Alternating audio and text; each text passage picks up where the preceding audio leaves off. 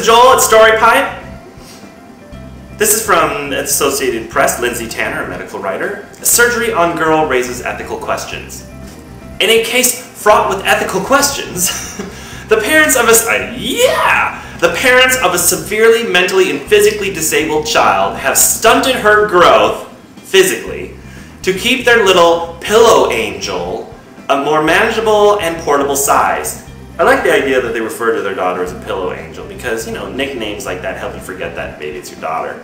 The bedridden 9-year-old girl had her uterus and breast tissue removed at a Seattle hospital, Go Seattle, and received large doses of hormones to halt her growth. She's now 4'5". Her parents say she would otherwise probably reach a normal 5'6". The case has captured attention nationwide and abroad via the internet, with some decrying the parents' actions as perverse and akin to eugenics. Now, eugenics is often associated with Hitler, right? Because the Nazi German party kind of adopted this idea of eugenics, which was basically like, it's a seductive notion of weeding out the qualities from humankind that are negative, right? And they started with mental retardation and people who had developmental disabilities of that nature, and kind of like just, you know, pulled them out of the gene pool, right? And if you didn't have them in the gene pool, then you didn't have any more mental retardation, or it would start to slow down. It's very seductive.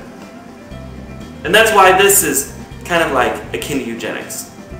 Some ethicists question the parents' claim that the drastic treatment will benefit the daughter and allow them to continue caring for her at home.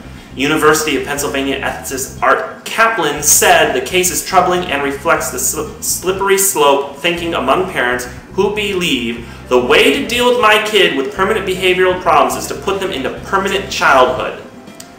This girl's condition, we're calling her Ashley, has left her in an infant state, unable to sit up, roll over, hold a toy, or walk or talk. Her parents say she will never get better. She is alert, startles easily, and smiles, but does not maintain eye contact, according to her parents, who call the brown-haired girl their little pillow angel.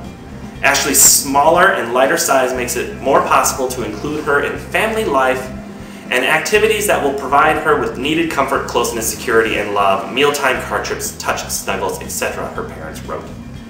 Also, Ashley's parents say keeping her small will reduce the risk of bed sores and other conditions that can afflict bedridden patients. In addition, they say preventing her from going through puberty means she won't experience the discomfort of periods or grow breasts that might develop breast cancer, which runs in the family. Even though caring for Ashley involves hard and continual work, she's a blessing and not a burden, her parents say. Still, they write, unless you're living the experience, you have no clue what it's like to be the bedridden child or the caregivers.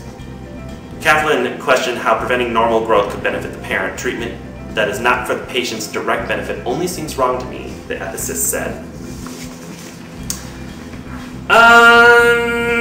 Wow.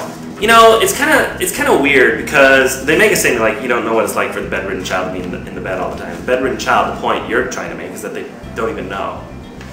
Right.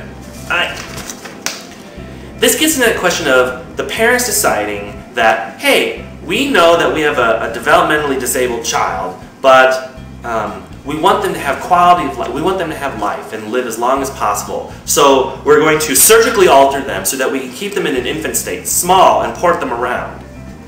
Because that's better. Is it? Is it really better? And, you know, why you want your child, but you want them different. That's the ultimate thing. You want them, but you want them different.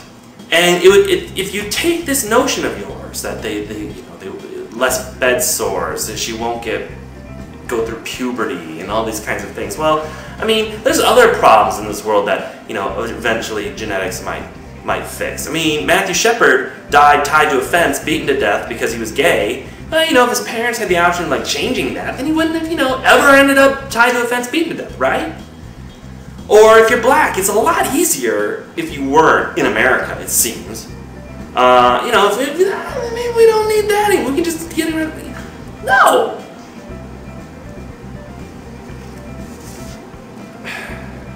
It's a touchy issue. It really is. But people aren't willing to do away with their child. They're only willing to completely and utterly alter their child. That's what I have to say.